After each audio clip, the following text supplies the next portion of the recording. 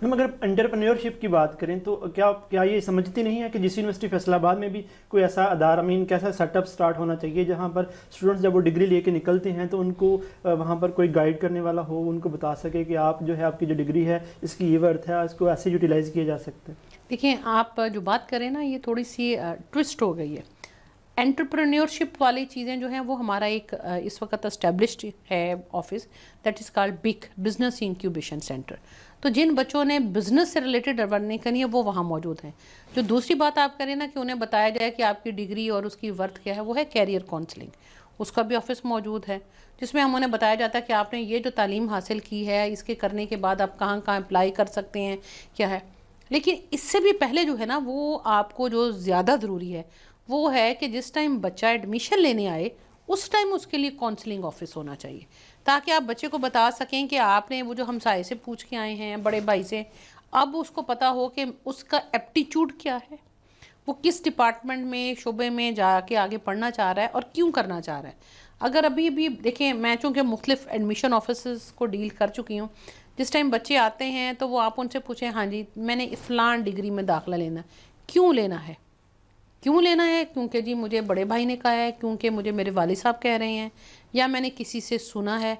उसका अपना एप्टीट्यूड शायद कुछ और हो। तो ये बच्चों को जो उस लेवल पे कई दफ़ा बहुत काउंसलिंग की ज़रूरत होती है। दूसरा, अभी तक हमने एक माइंडसेट बच्चों का बना दिया था, बहुत सारे पेरेंट्स ने, कि या इंजीनियरिंग होनी है और या डॉक्टर बनना है। तो बहुत सारे बच्चे जब इन दो फील्ड्स में एडमिशन नहीं ले पाते, तो जिस टाइम वो दूसरे शोबा जात में जाते हैं तो वो इंतहाई फ्रस्ट्रेट हुए होते हैं। तो उन्हें ये बताना पड़ता है कि नहीं, अब देखिए यूनिवर्सिटी में 56 डिपार्टमेंट चल रहे हैं ना, तो 56 डिपार्टमेंट्स अगर हैं तो उसमें उतनी फैकल्टी है, सब कुछ है, तो उनकी कहीं ना कहीं खपत भी है। अगर सारी कौम ने डॉक्टर या इंजीनियर ही बन जाना है तो बाकी शोबा जात कैसे चलेंगे फिर।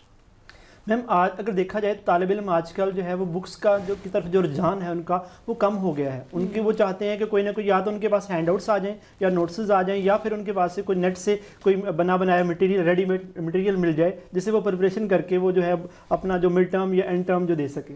तो आप इस हवाले से क्या कहते हैं कि स्टूडेंट्स को बुक्स की तरफ कैसे राग़िब किया जा सकता है?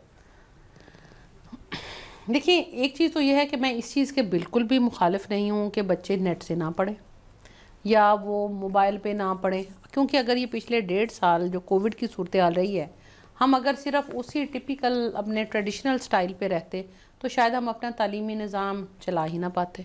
तो डिजिटल टेक्नोलॉजी नो डाउट हमारी ज़िंदगी के लिए बहुत ही ज़रूरी है। अच्छा, और दूसरी तरफ अगर आप देखें तो यहाँ हम शायद उसी मरहले पे खड़े हैं कि जिस टाइम किताबों के लिए छापाखाने बने थे पुरानी हिस्ट्री में, और मुसलमानों ने कहा कि शायद कोई गुनाह हो जाएगा, और पूरा वेस्ट हमसे सिर्फ इसीलिए आगे निकल गया कि उन्होंने अपनी किताबों के मुख्तलिफ प्रिंट्स बनवाए और आगे चलते चले। अब इस वक्त भी ये वही टर्निंग पॉइंट है, हमें इस डिजिटल टेक्नोलॉजी को ऑप्ट करना चाहिए, अडॉप्ट करना चाहिए। ये एक बहुत बड़ा वे है। बच्चे किताबें पढ़ते हैं, किताबें पढ़ सकते हैं, किताबें बहुत मोटी मोटी होगी, बेचारे नहीं पढ़ेंगे। दूसरी चीज़ है बच्चों की इंटरेस्ट। किताबों में इंटरेस्ट तब बनती है जब शुरू से हम उन्हें किताबों की तरफ लेके चले। पेरेंट्स, टीचर्स, हम जब शुरू में उनको उस चीज़ से हटा देते हैं, या फिर अब मैं उस पर कहूँ कि जब बड़े किताबें पढ़ेंगे ना तो बच्चे भी किताबें पढ़ेंगे। जिस घर में बड़े किताबें नहीं पढ़ते उसके बच्चों में भी किताबें पढ़ने की नहीं है। अब दूसरी तरफ ये है कि अट्रैक्टिव सेटअप है, टेक्नोलॉजी में कलर हैं, साउंड है, दोनों चीज़ें मौजूद हैं, म्यूज़िक। अब किताब में देखें साउंड नहीं होता, कलर नहीं होता, तो एक नेचुरल फिनोमिना है कि जिसमें आपकी ज़्यादा हिस्सियात लगती है ना, हम उस चीज़ की तरफ से ज़्यादा होते हैं। इस वक्त हमें बजाय इसके कि बच्चों को हम कोर्स करें कि ये इस तरीके से ना करें, हाँ उन्हें इस चीज़ पे मोटिवेट ज़रूर करें कि ये भी ज़िंदगी का हिस्सा है, नॉलेज है। बल्कि एक बहुत बेटर ऑप्शन है कि वो जो एक ट्रेडिशनल स्टाइल था क्रैमिंग का, रट्टा लगाने का, अब हर चीज़ आपकी मीडिया से रिलेटेड आपकी डिजिटल टेक्नोलॉजी ने सेव कर दी है। आपको जब ज़रूरत होगी आप खोल के देख लेंगे, तो आपको क्रैम करने की ज़रूरत नहीं है, लर्न करने की ज़रूरत है, कॉन्सेप्ट समझने की ज़रूरत है। और इस वक्त जो सबसे ज़्यादा एक ज़रूरत है कि स्टूडेंट्स को या छोटे बच्चों को भी, इवन जो स्टूडेंट्स हैं स्कूलों में, कॉलेज, हमें उन्हें प्रॉब्लम सॉल्विंग कैपेसिटी देने की ज़रूरत है।